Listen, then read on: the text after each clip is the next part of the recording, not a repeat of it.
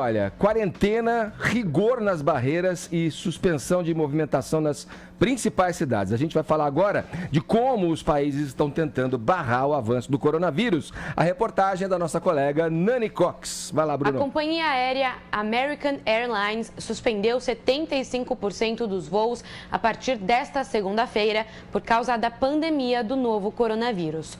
O número de mortes pela doença nos Estados Unidos chegou a 62 e os contaminados passam de 3.200.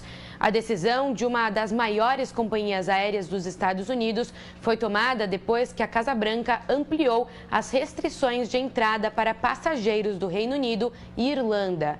A medida ainda inclui todos os voos com ligação ao Brasil. Pelo menos 41 países também restringiram o ingresso de estrangeiros, entre eles a China. O lugar de origem do novo coronavírus registrou 16 casos de importação da doença. Assim como outros governos, Pequim definiu quarentena de 2 semanas para residentes e cidadãos que entram no território. Além de restrições nas fronteiras, os países estão suspendendo aulas em escolas, reduzindo o deslocamento da população e proibindo aglomerações. Neste fim de semana, o primeiro-ministro do Japão, Shinzo Abe, afastou as suspeitas de cancelamento da Olimpíada.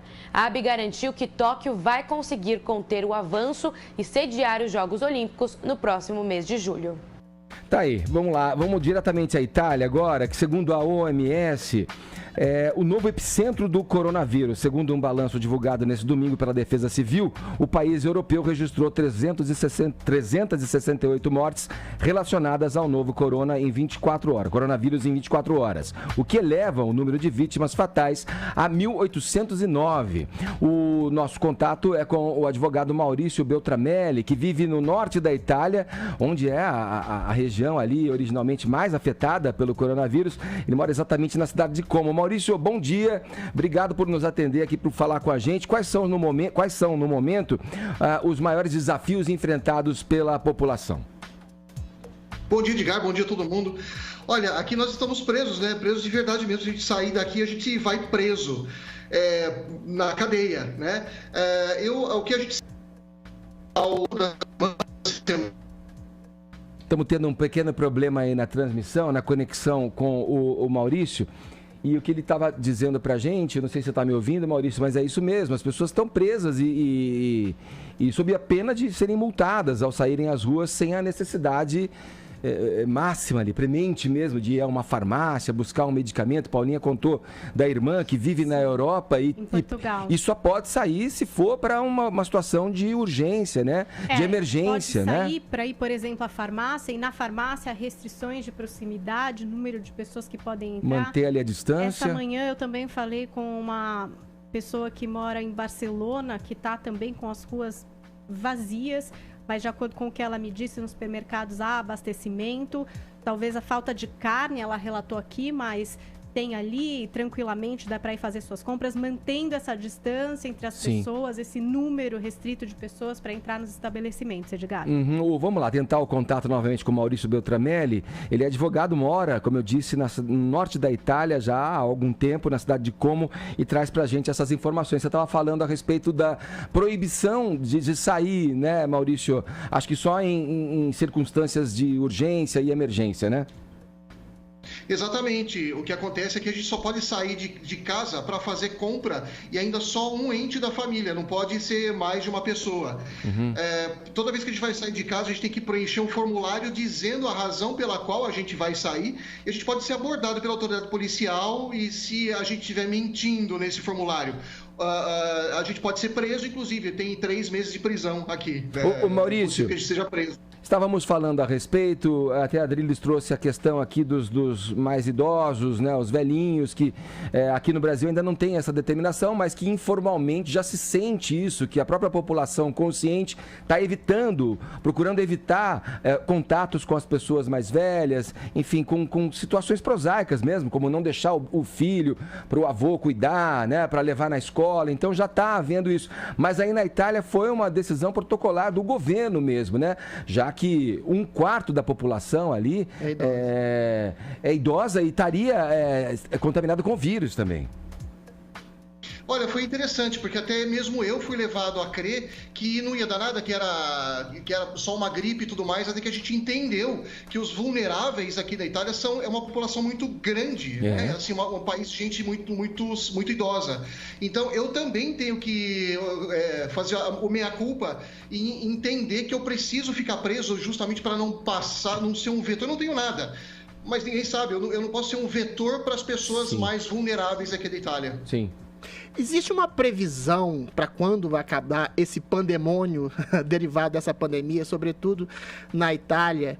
E não há essa possibilidade, voltando a essa questão dos idosos, não haveria uma possibilidade de colocar isso mais claro para as autoridades, de deixar realmente os idosos mais em casa, a partir de 70, 80 anos, de ter cuidados com o contato físico, com os talheres, ou seja, essas duas questões que eu coloco para você.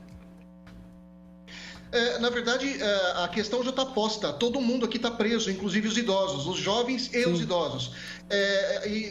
Como você falou, Adriles,